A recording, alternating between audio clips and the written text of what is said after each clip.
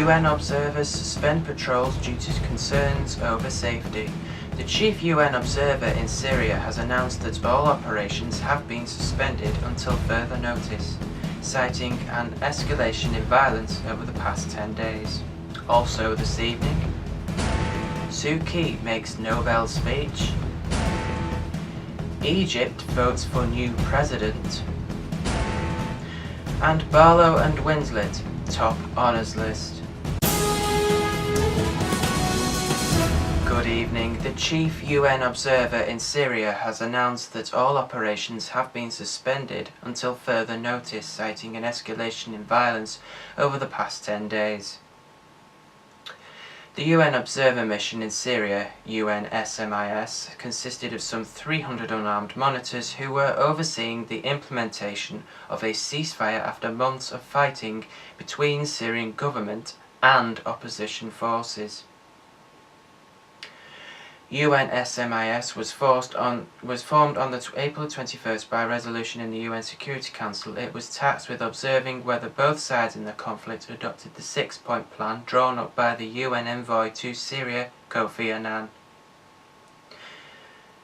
Its work has included reporting on a number of massacres of civilians, including those in Hula near Homs and Hafar in Laktava province.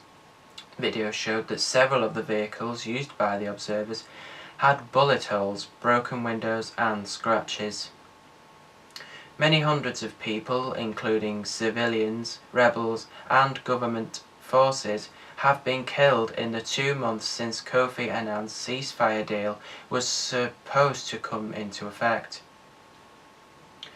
Last week, shots were fired at a car carrying UN observers after trying to investigate alleged massacre in the towns of Quibir and Masaraf.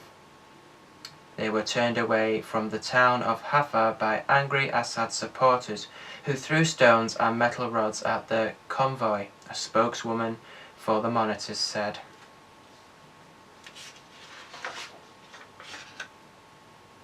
Burmese opposition leader Aung San Suu Kyi has made her Nobel Peace Prize acceptance speech after 21 years for the honour.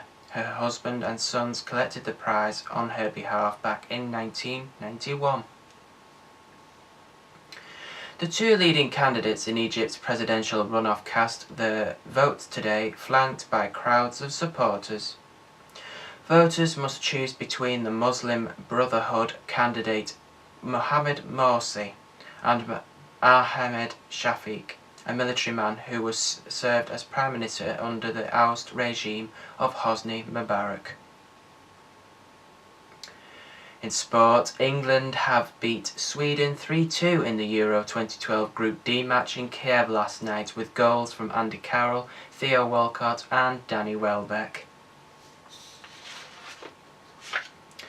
And finally, Take That star Gary Barlow, actors Kate Winslet and Kenneth Branagh, and the designer behind the Duchess of Cambridge's wedding dress are recognised in the Queen's birthday honours today. Branagh's knighthood left his heart fit to burst, while Winslet said her CBE made her very proud to be a Brit. The list, which sees the revival of the working class gong, showcases the best of British talent, with awards also going to actresses Jenny Agutter and Amanda Redman. Chart-topping choir master Gareth Malone is to receive an OBE.